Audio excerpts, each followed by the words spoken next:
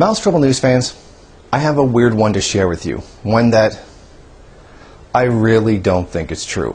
Apparently, a lot of alternative media sources, ones being highly conspiracy-oriented, says that there's a station of Chinese troops in Mexico near the border and several port cities that are preparing to invade the United States, and they are here right now.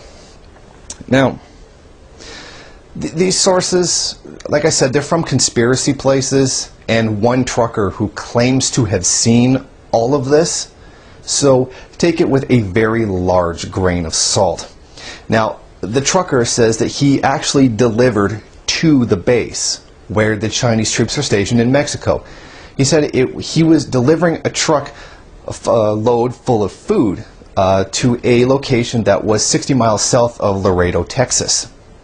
And he says once he got across the border into Mexico, he was escorted by Mexican federal police, so that, he said, to avoid theft or sabotage or anything like that.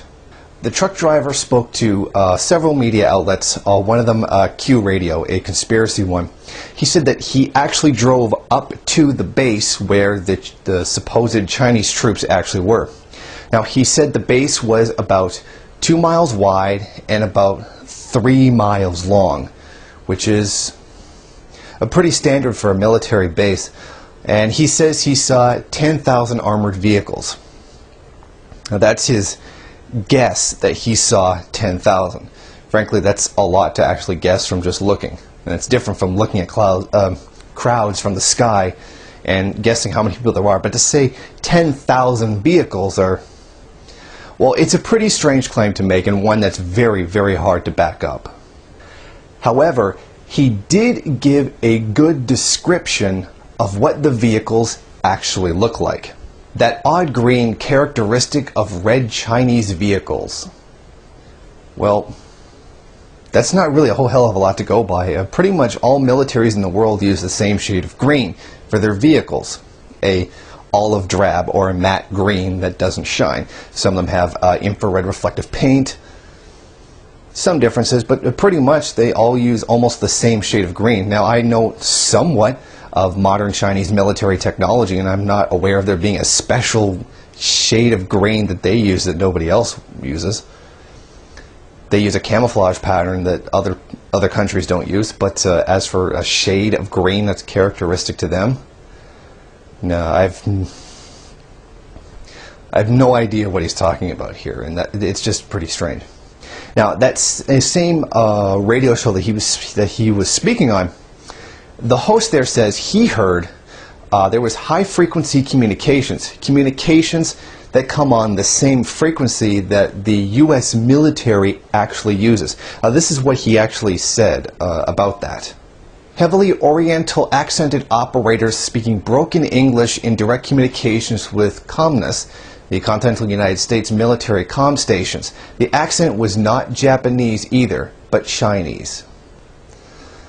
It's a very dubious source. In fact, I would bet it probably was Japanese. There's a lot of military cooperation between the United States and Japan, so it's very likely it actually was Japanese.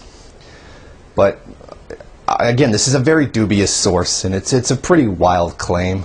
But if I had access to U.S. military high-frequency communications, then I would check it out for myself, but oh well. Now, I'm really hesitant to take this trucker's word that he saw Chinese troops. Now, we remember Sharon Angle, the Republican senatorial candidate that was standing around the Mexican kids and said, "Some of you look Asian to me." Now, in the southern states, that's fairly common, so I wouldn't be surprised if maybe he was actually seeing Mexican troops at a Mexican base, and maybe some of them were lighter skinned than other Mexicans and thought they were Asian, and if they were Asian, he thought they were Chinese.